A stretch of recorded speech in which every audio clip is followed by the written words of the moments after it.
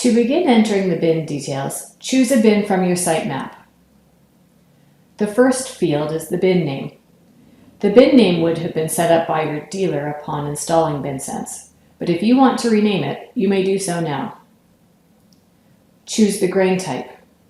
You'll note in the drop-down options that some crops indicate non-CGC. That information may shape your choices below.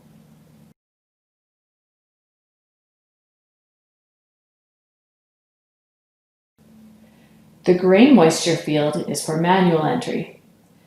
If you have taken in a sample of your grain to determine the moisture reading, or if you have a reading from your combine, enter the value here.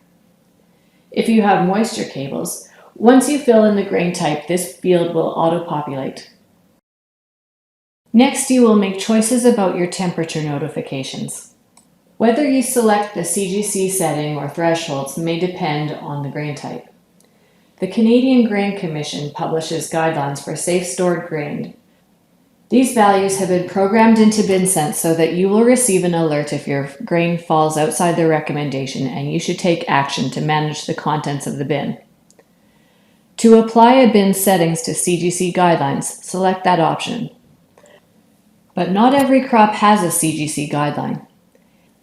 If you have a non-CGC grain type, then you will want to enter your temperature thresholds manually and enter the weekly rise in temperature for which you'd want to be notified.